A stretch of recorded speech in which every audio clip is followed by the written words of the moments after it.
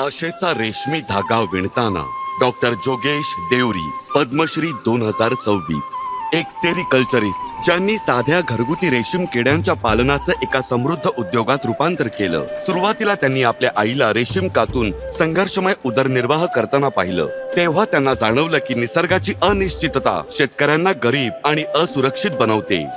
लहानपणापासून मी माझ्या आईला एरी रेशीम किडे पाळताना पाहिलंय. तेव्हापासूनच मला त्यात रस वाटू लागला आणि मला नेहमी असं वाटायचं की जर मला कधी संधी मिळाली तर मी या क्षेत्रात काहीतरी अर्थपूर्ण करण्याचा प्रयत्न करेन. त्यांनी हे बदलण्याचा निश्चय केला. एक पाऊल पुढे टाकताना अधिक कणखर, कमी देखभालीच्या व जास्त उत्पन्न देणाऱ्या एरी रेशीम किड्यांना प्राधान्य दिलं. पण एक अडचण होतीच, केसरू आणि एरंडाच्या पानांची हंगामी उपलब्धता. डॉक्टर देवरी यांनी टॅपिओकाच्या पानांचा पर्याय निवडला, ज्यामुळे वर्षभर उत्पादन सुनिश्चित झालं. ते केवळ मूलभूत शेतीवरच थांबले नाहीत. त्यांनी हस्तचलित चरख्यांच्या जागी मेकॅनिकल मशीन्स आणली आणि कोक्राझार येथे इंटिग्रेटेड बोडोलँड सिल्क पार्कची स्थापना करून आधुनिक मशीन्सना प्रोत्साहन दिलं. शेतकरी आणि तरुणांना प्रशिक्षित करून मोठ्या प्रमाणावर उत्पादन वाढवलं. या उत्पादनांची मागणी वाढत आहे आणि आम्ही ती आसाम बाहेरही विकू शकत आहोत. यामुळे आमच्या नफ्यात वाढ झाली आहे.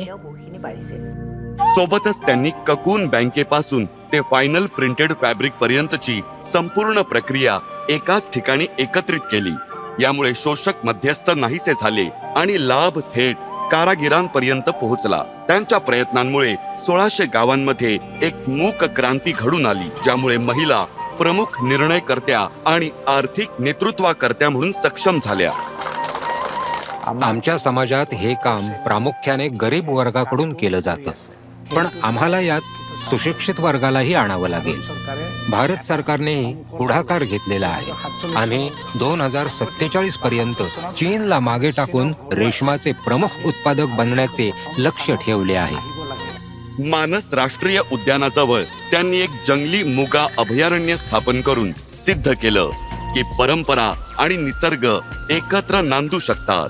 माझं स्पष्ट म्हणणं आहे की जर उद्या मोगा नाहीसा झाला तर आम्हाला आर्थिक नुकसान तर होईलच, पण आम्ही बिहू देखील साजरा करू शकणार नाही. जर आपण एरी आणि मोगा गमावले तर आपण आपल्या सांस्कृतिक ओळखीचा एक भाग गमावू. डॉक्टर जोगेश देवरी एक दृढनिश्चयी सेरिकल्चरिस्ट आणि समाज सुधारक, ज्यांनी पुढील पिढीसाठी रेशीम व्यवसाय एक आकर्षक पर्याय बनवला, जेणेकरून आसामी रेशीम हा एक जागतिक वारसा म्हणून टिकून राहील. एरी आमचे भविष्य आहे, मोगा आमची आशा आहे आणि मलबेरी आमची क्षमता आहे. डॉक्टर जोगेश देवरी, पद्मश्री 2026.